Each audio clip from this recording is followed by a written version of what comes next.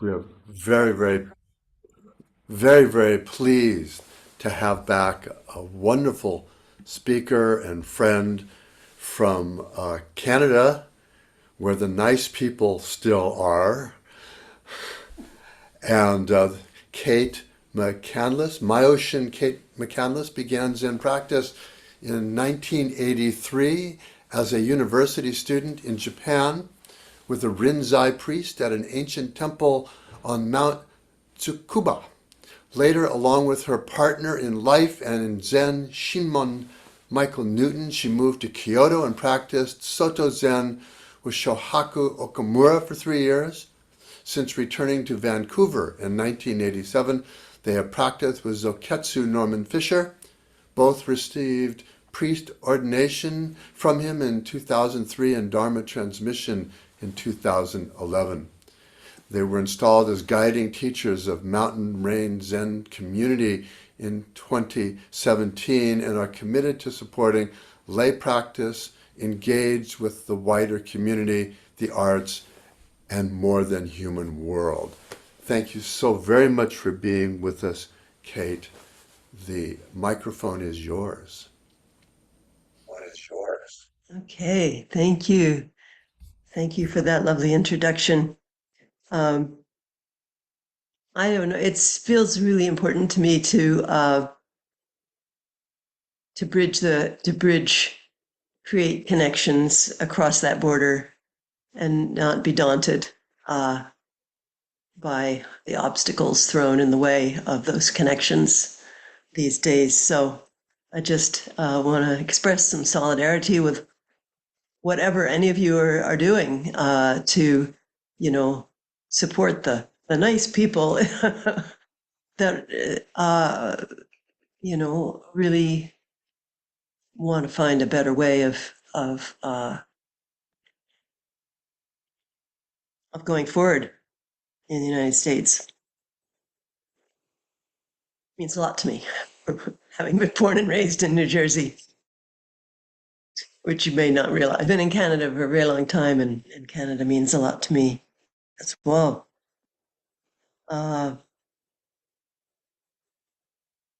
Yeah, so, and it is cold, dank, and drizzly here, as it is probably where many of you are. So it feels good to just have the Afghan wrapped around my legs as I speak. I want to give you some bits and pieces from our practice period that we are partway into at Mountain Rain Zen. And I'll get to that, but I want to start with a little verse from the Uruguayan poet Eduardo Galeano. It goes like this. The church says the body is a sin. Science says the body is a machine.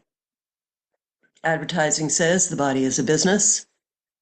The body says, I am a fiesta. Now you may want to add something like, the body says, I am a train wreck. Sometimes it feels that way too.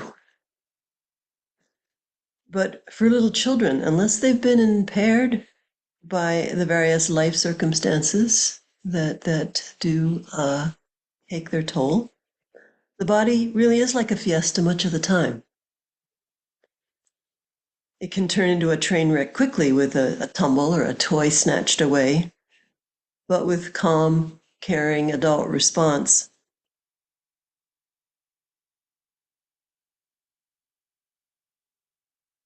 the little child body can turn back to a fiesta almost just as quickly.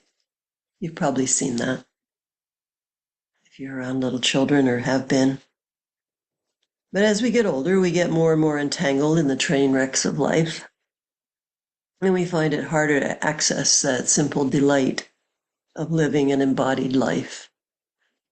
We carry the train wrecks in our memory, which resides not only in our brain, but throughout our body, in our muscles, our bones, our nervous system, endocrine and immune systems, belly, and our heart.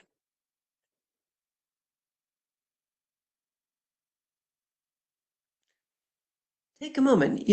Here we've been for how many years, so often on our little Zoom screen squares, just our little talking heads. And that doesn't help us with embodiment, with full embodiment, does it? So take a moment just to greet your body. Just kind of, notice where something needs to move a little, or be rubbed or squeezed. Just take a moment. Check in with some body parts.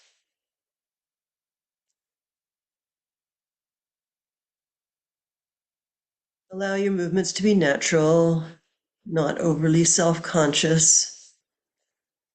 As that old Zen koan says, Kannon, the bodhisattva of compassion with her 1,000 hands and eyes, responds to suffering beings just like your hand reaching back to adjust your pillow at night. Your hand doesn't say to your head, oh, come on, I do this for you all the time. What have you ever done for me? Right? Hand just does it.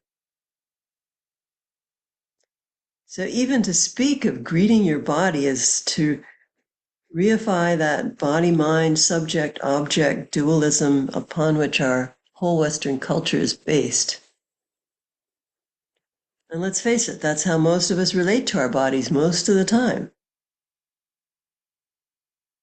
As an object to be manipulated, criticized, honed, curated, cut and pasted, starved and fed. How many can say we really tend our bodies lovingly?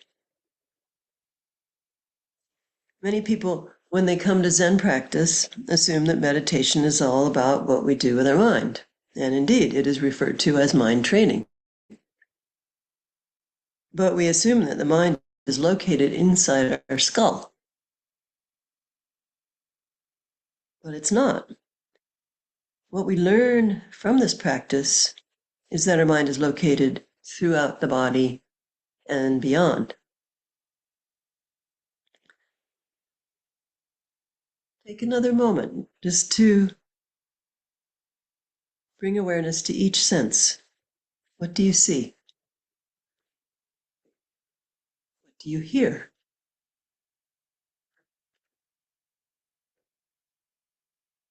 What do you taste?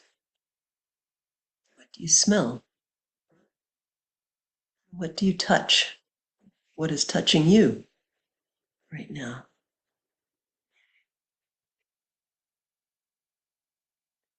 And how does perception and cognition, what we call the mind, put all these sensations together? The world is flowing in and out of our permeable body and mind all the time. So where is your mind? What is your body? Are you awake?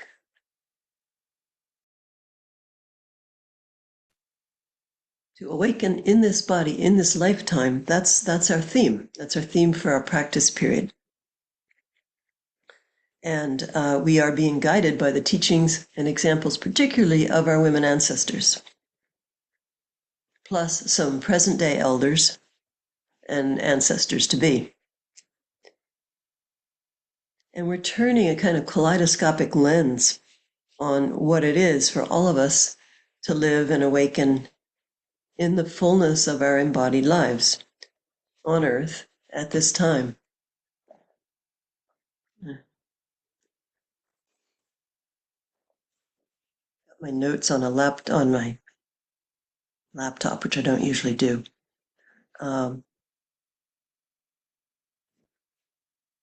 2012 to 2020, so that's 8 years, Mountain Rain held an annual women's retreat. We did our last one online the first year of the pandemic, but prior to that, we did it at a beautiful retreat center in the mountains. Because women's traditional roles have centered on the home and child rearing, and because patriarchal systems have been actively exclusionary, there have been particular obstacles to women making a primary commitment to spiritual practice, at least as formulated by male monastic institutions. But for many committed lay practitioners today, with work and family responsibilities, the obstacles are similar. Right? It's really hard for people to take 3 months and go off to Tassajara without completely giving up a job or family responsibilities. So for centuries, women have shared spiritual sustenance in community through stories, song, dance, shared work, sewing and cooking, creating beauty, ceremony, and prayer. When sitting in meditation was simply not an option, or at least not for long. So we wanted to include some of these other elements in our women's retreats, not just because women particularly need them, but in hopes that these elements might be integrated into a model of lay practice that offers a spectrum of Dharma gates so that families and children may enter, and others for whom intensive monastic practice is not accessible. And also for the benefits that this range of practice might offer to those, even those who are young and able-bodied and keen to immerse themselves into Zazen practice, to move them into their bodies. So at those retreats, we'd start each day sesshin style with Zazen and service, breakfast and silence. After breakfast break, we'd have community practice, which meant an informal talk, sharing circles, sometimes movement exercises, and before lunch, a song circle, chanting and song circle. Then after lunch, we do hands-on practice. We sometimes we call it creative practice. We do collages. One year we made altars. They were so beautiful because we were using natural materials from the forest.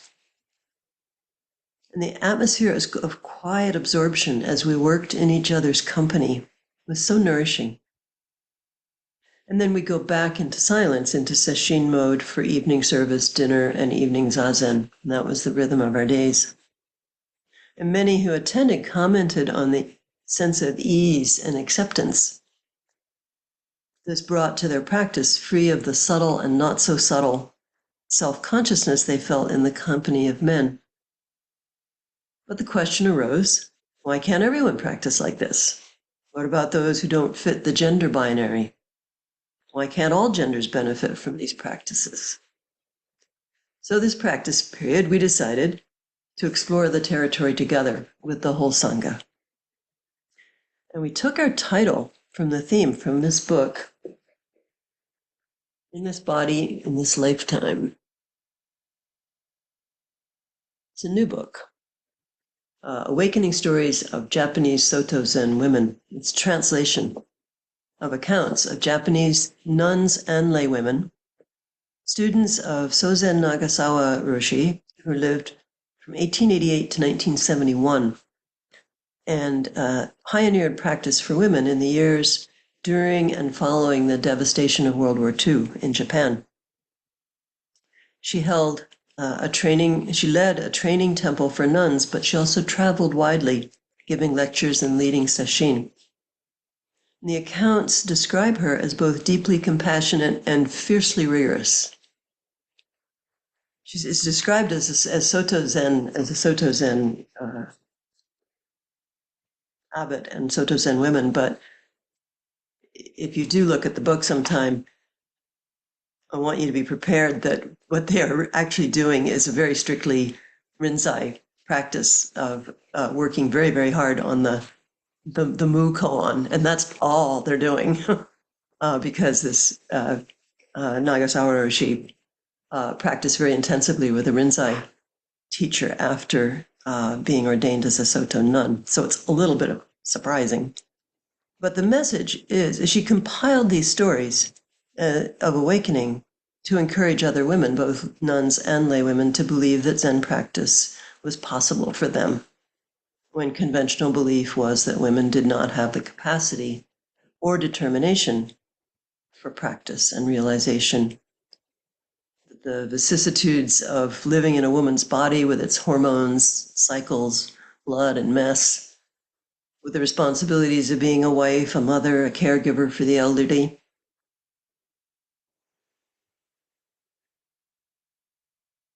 This is an attitude that goes back to the highly gendered and patriarchal society of India at the time of the Buddha.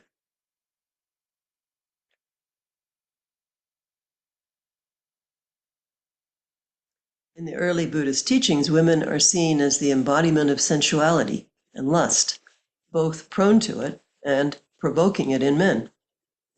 In the Buddha's teachings on mindfulness of the body, we are asked to visualize the bodies of beautiful women aging and becoming hideous, dying and decaying, in order to generate repulsion.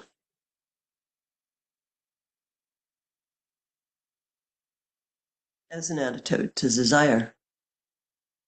A practice presumably aimed at hormonal young male monks. But Buddhism is not the only tradition that has relegated women to second-class citizenship in their spiritual lives and associated the female body with sinful lust. In our contemporary culture, so many, and not only women, have been conditioned by religious body hatred and secular fetishization of the body. So we still need wholesome practices for embodied spirituality. That's a lot of what we're looking at in this practice period. In the Buddha's time, it was believed that a woman could not attain full enlightenment without having first been reborn as a man. How many of you are familiar, probably by now, I hope you are, with this book, The Hidden Lamp? Looks like most. If you haven't, strong recommendation.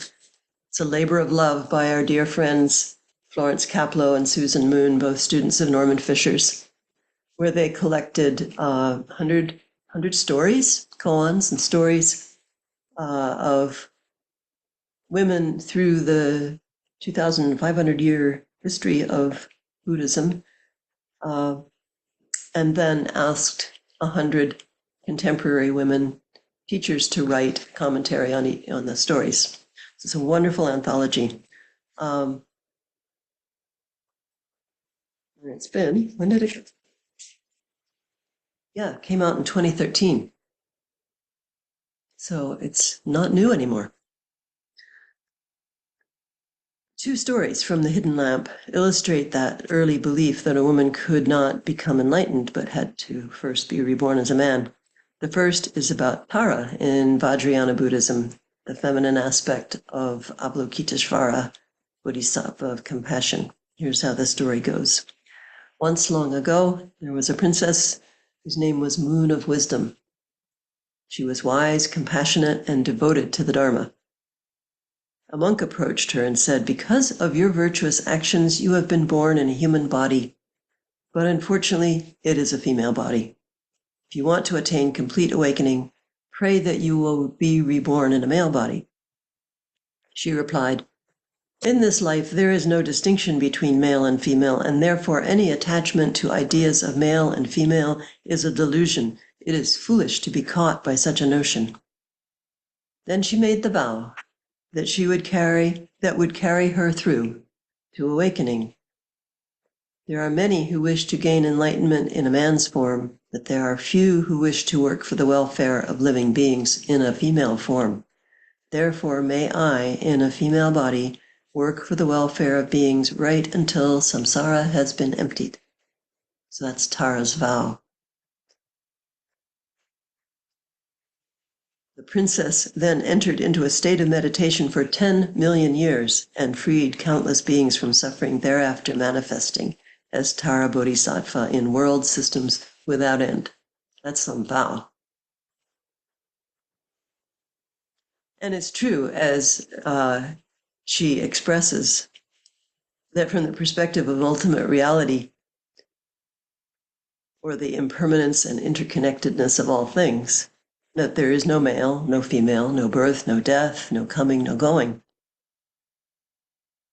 Indeed, when women first began to bring up inequity at Buddhist gatherings here in the West, They're often dismissed by male teachers saying, I don't see gender. No, there's no male, no female. I can't help but think this is similar to white people saying, I don't see color, when people of color speak of their experience of racism and inequality. Our practice is to live with the spacious awareness of ultimate reality and simultaneously to live in the world of differentiation, of relativity. And we need to do this to be able to respond to the suffering we see and experience in our world, and to listen deeply to the lived experience of the other. So, do I have time? No. Yeah, I'll tell you one more. Maybe you know it already, but it's such a good story. This is from the Lotus Sutra about the 10-year-old dragon princess. When the Bodhisattva Manjushri returned to the Buddha's assembly after visiting the Nagas, who lived under the ocean. If you've ever been to Thailand, you've seen the Nagas. They look like dragons, except they're more like kind of snaky dragons. They live under the sea. He praised the wisdom of the 8-year-old Naga princess. He said, she loves all beings as herself and is capable of realizing the enlightenment of the Buddhas. Another bodhisattva asked, the Buddha himself spent thousands of lifetimes of practice before enlightenment. How could an 8-year-old girl realize enlightenment? Then the princess appeared before the Buddha and his assembly. The Buddha's disciple Shariputra explained to her that it was not possible for her to realize enlightenment because she had the body and obstacles of a woman. The princess had a precious jewel which she presented to the Buddha. She said, the jewel which I gave to Lord Buddha was quickly received, wasn't it? The assembly agreed. She said, now I will attain Buddhahood even more quickly. And in that very instant, she became a male bodhisattva, carried out all the practices of a bodhisattva, walked to the foot of the Bodhi tree, was completely enlightened, and began teaching the Dharma to beings throughout the universe. Well, you noticed, I'm sure, that sassy princess still had to turn into a male bodhisattva before becoming enlightened. But the point here is that she did it in an instant.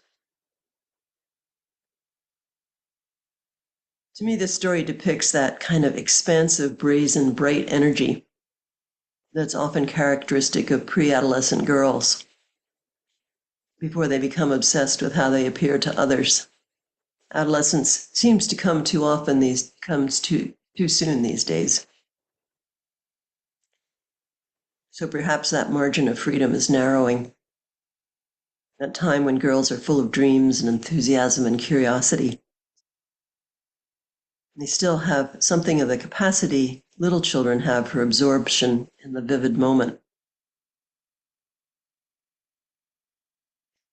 When the boundaries of self and world dissolve, and in that instant they are awake. Body's still a fiesta. And we still have that freshness in us as well, somewhere. Sometimes we feel it, sometimes it surprises us. We can't micromanage it, but it's still there. So during this practice period, we've been sharing stories from some of these early Buddhist women ancestors, going somewhat chronologically, but weaving in later examples as we go, taking up themes of sickness, old age and death, gender and sexuality, motherhood, caregiving, grief and loss, anger and compassion. We've seen how the Buddha was persuaded to reject the belief of women's incapacity for awakening when his aunt and stepmother, Mahapajapati, and her 500 women followers made the first women's march to petition the Buddha to be accepted into the Sangha, and the role Ananda played as their ally. We've been drawing on the work of Paula Arai. I don't know how many of you are familiar with her work. She wrote, Women Living Zen, which is a study of Japanese nuns, Soto Japanese nuns at the main, really only significant training temple in Japan for Soto nuns. And then her follow-up book, Bringing Zen Home, The Healing Heart of Japanese Women's Rituals, about practices that the lay women associated with the temple do. And they're very moving accounts of the role of practices that women do in community and in homes that have deep healing meaning. So easy, I think, for Western rational materialist Zen practitioners to be a bit dismissive or of what might be seen as folk Buddhism, folk practices. And yet, when you read these stories of what of these women's experience, when we can see that they really are Dharma gates to awakening.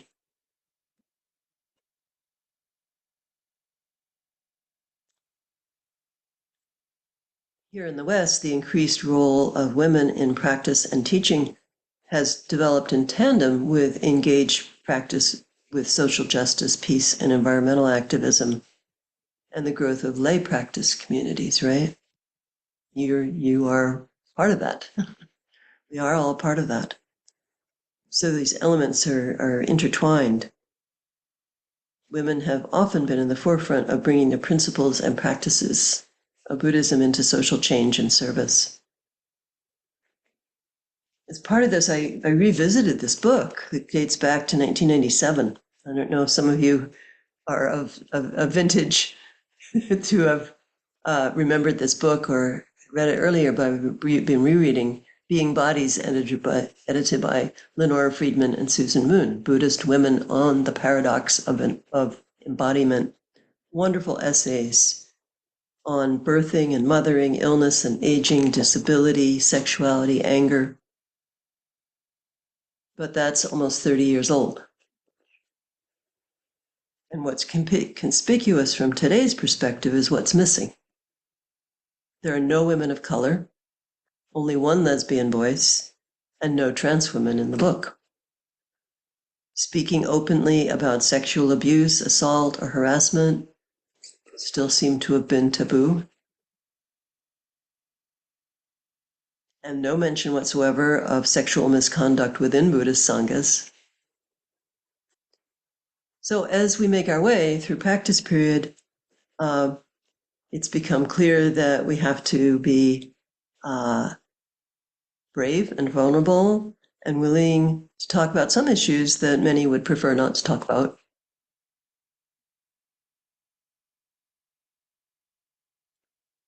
But we'll come back over and over to the ways that our practice helps us to ground ourselves and find safety in the body, develop awareness, sit with uncertainty, and be present to our own discomfort and learn to befriend ourselves. That's a list that I really liked, and I read it in an essay by Cheryl A. Giles, who's one of the editors of the book called Black and Buddhist, What Buddhism Can Teach Us About Race, Resilience, Transformation, and Freedom. Most of the contributors are women. I just want to give you that list again. When our practice helps us to ground ourselves and find safety in the body, develop awareness, sit with uncertainty, be present to our own discomfort, and learn to befriend ourselves.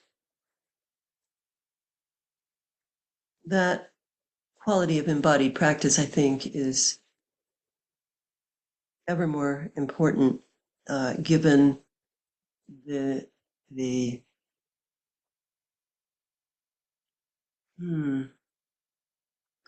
disconnect evident in much of public discourse.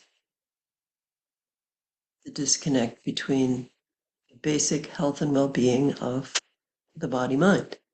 and care for each other in that embodied way. So,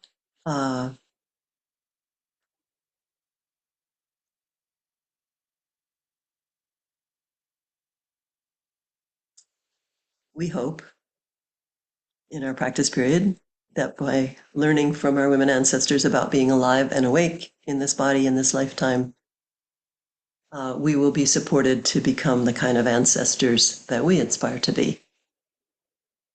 And we've asked people to think about that. What kind of ancestor do I want to be? And so I'll leave that as a question for you. And I will stop there and invite you. What comes next? We sit. Sit.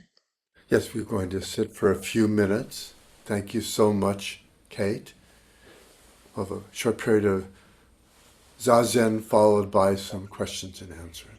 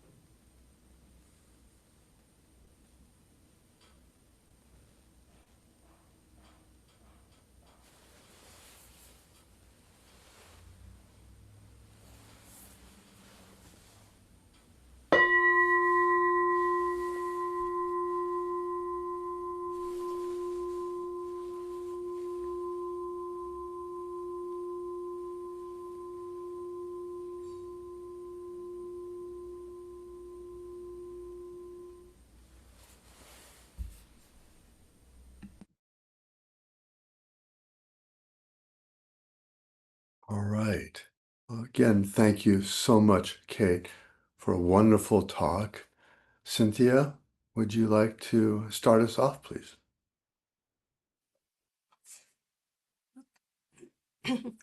Thank you, Kate.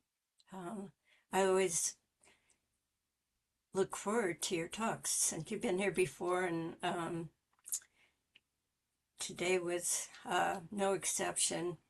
I really resonated with everything you said. A few months ago, I had taken Kathy Ann Norman Fisher's class on the women ancestors, and really set a flame under my curiosity about all this. And I've been doing my own little study of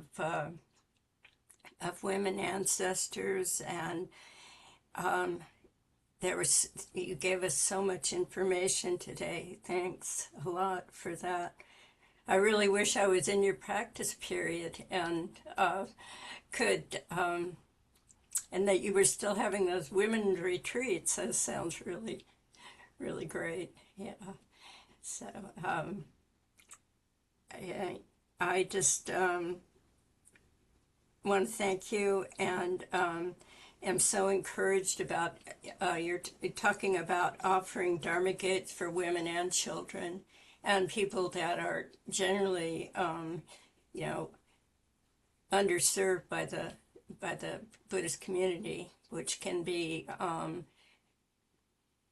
people that are of no gender, and people of color, and people that have all kinds of limitations that keep us from practicing in this sometimes elitist, it can be elitist practice. So I really appreciate you and look forward to hopefully having you come back. Thank you. Thank you, Cynthia. Just want to let people know, if you want a recommended reading list with all these and more, if you go to our website, mountainrainzen.org, there's a practice period guide under events. Practice period guide under events. And you scroll down through that, and there's a click for a reading list. And of course, there's talks. I should say, our Shuso, whose name is Myosen River Shannon, is a young trans woman lawyer, very articulate and very committed to exploring this territory from her lived experience. So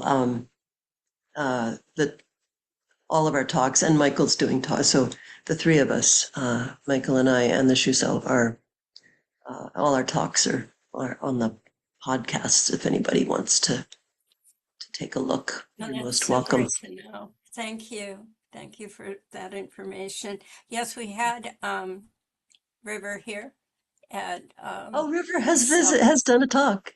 Yes, I forgot. and we just loved her, and Yeah, please give her our best. Yeah. I will do. Yeah.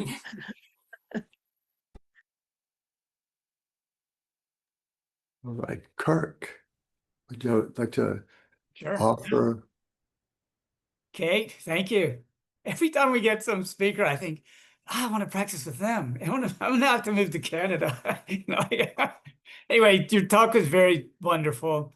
I was thinking of, I thought of a lot, but I listened to this podcast on Sam Harris recently, and there was a Tibetan Buddhist nun there named Tenzin Palmo, and she gave the most beautiful interview. And her thing was, let's see, she spent 12 years meditating in a cave in the Himalayas somewhere, very strict retreat.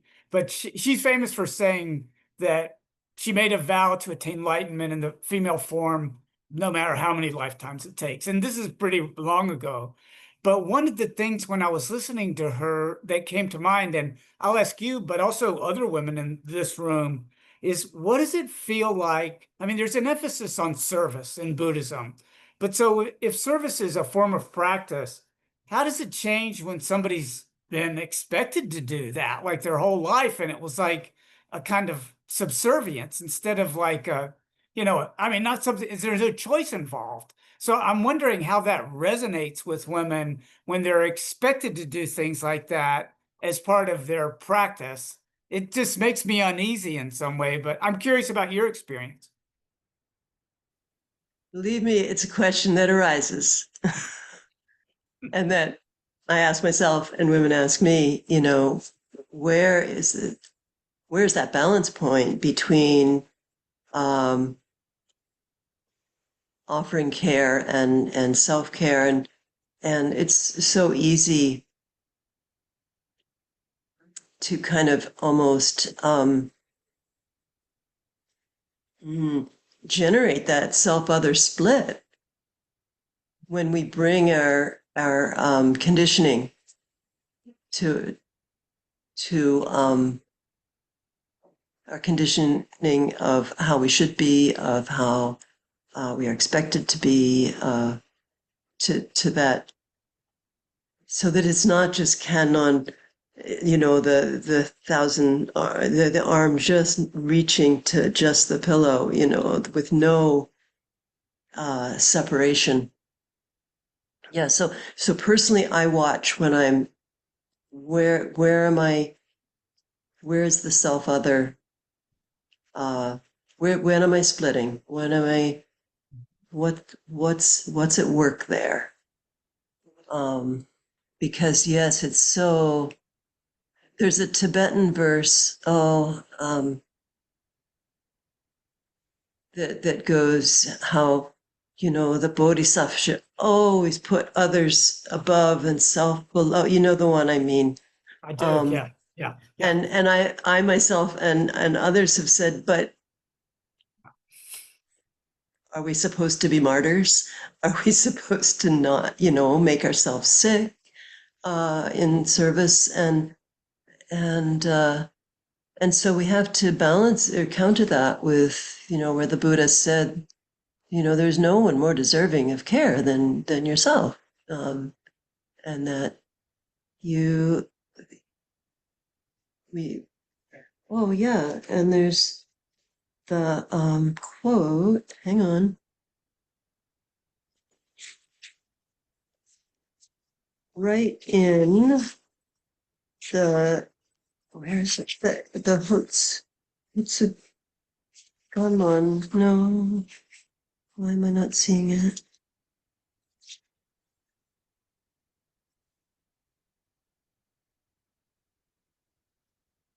Says care for this body, which is the fruit of many lifetimes.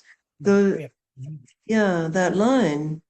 In this life, save and Heikoso Hotsugaman, in this life, save the body, which is the fruit of many lives.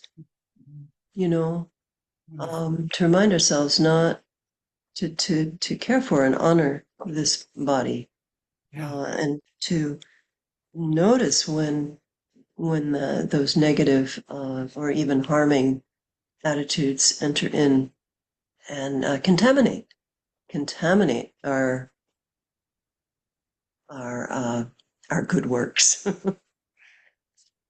Thanks for a great talk. Really do appreciate your effort.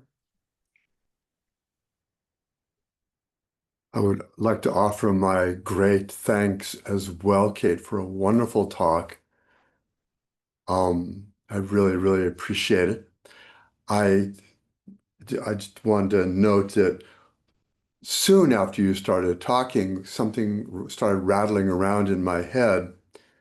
A number of years ago, I was collaborating with the head of pain management at the University of Washington School of Medicine, and he used to love to tell this story. I know because I didn't meet with him very often, and I've heard it at least 3 times. And the story went something like this. At the time, he had a young daughter. She was about 4 or 5 years old, and fell and hit her head on a coffee table and put a nice gash in it. And her father looked at it and smiled and says, "Oh, let's go get that taken care of." And they went to the emergency room, and the daughter with the gash in the head is skipping along, quite happy to be with dad, to go to the hospital, to see new people. Everything was just fine. And this provider came out and looked at the head and went, oh my God, that is just awful. And apparently his name was Alex. Alex snapped at the poor person, said, "Don't do that. She's not suffering. What is your problem?" And the point of the story every time was how our responses are learned. We learn how to relate to each other. We learn how to relate to what's happening in our lives. And if the little kid is not crying and not distraught because of what's happened, we don't need to teach her that that's the correct answer. And that, and it just, while you were speaking and talking about things that have happened to women ancestors and folks in Sangha, in community, how so many of those responses are learned. And so I guess my question is, how do we unlearn these unhelpful responses? How do we learn more helpful responses from each other and from those women ancestors?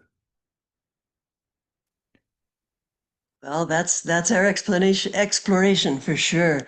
And one real key is how we relate to pain, and both physical or physical emotional pain, which is of course interlocked.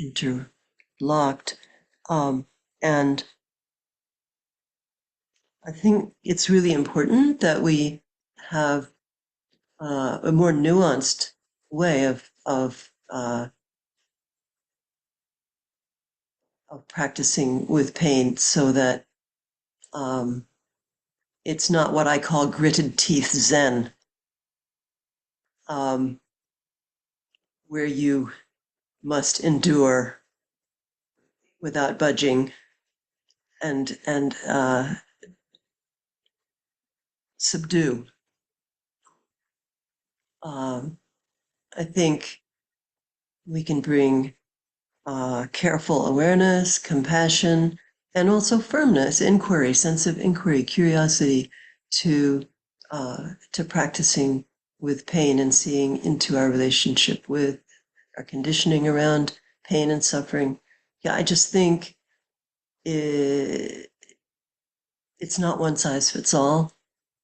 And it's a way that people have been excluded from Zen practice as I can't do that, finding it too rigorous, too discouraging. I can't do this, right? Yeah. So I think we have, much has been learned through neuroscience and somatic psychology in recent years that I think it behooves, and we don't have to become therapists, but I think it behooves us to have more nuanced understanding if we want this practice to serve more widely.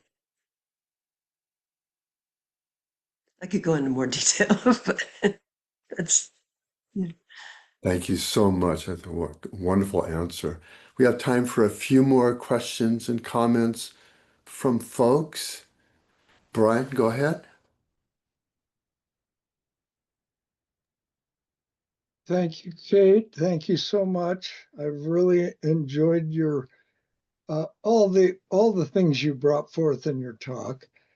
I wanted to just comment on one thing that the question that Steve just raised. How do we learn? My uh, my own experience with that has been my relationship with my wonderful wife from the very beginning, something called consciousness raising, learning and pointing out the uh, obstacles to our perceptions of things and our conditioned responses.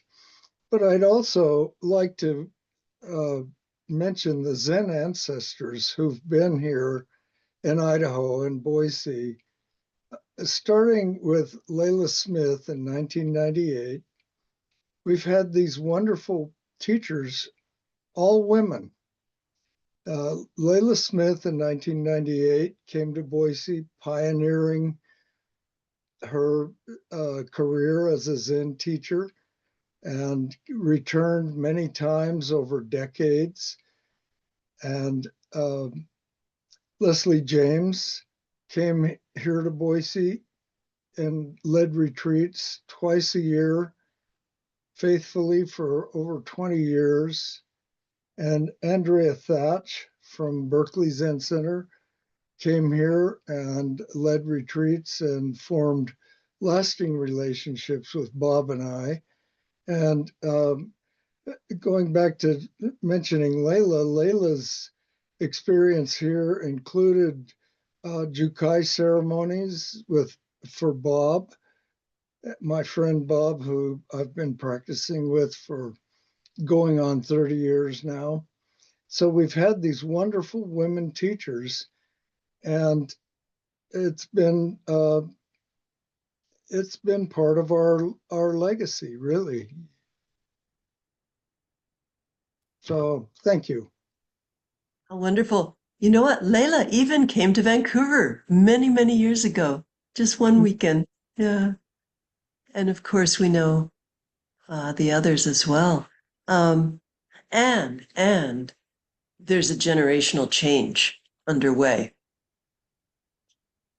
of young practitioners, younger priests coming who are very committed to questioning the divisions and the binaries that have been taken for granted for so long. So I look forward to, if I live long enough, seeing how the practice will be manifested, how they will manifest the practice that's been handed down to them. Yeah. So it's never been done like this in the world before. Right? I know it's revolutionary, but it's great. Thank you. Thank you so much. Thank you, Kate, again for your teaching. Thank you all for being here. Kate, would you like to dedicate the merit for our practice today?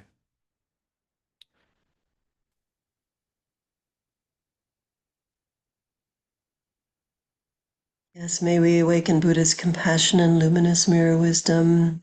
And we dedicate the merit of our practice today, peace and understanding throughout the world,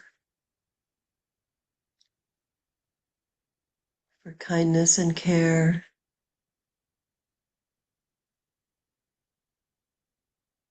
for all human beings and earth systems. May we realize the Buddha way together with all beings.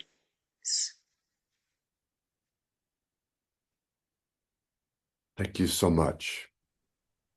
Thank you, Kate. Thank you, folks. Be well. Thank you, Kate. Thank you, Kate. Thank you, everybody. Thank you. Thanks, everyone. Thanks, Kate. Beautiful Thank talk. you. Hey, Bye. Bye. bye.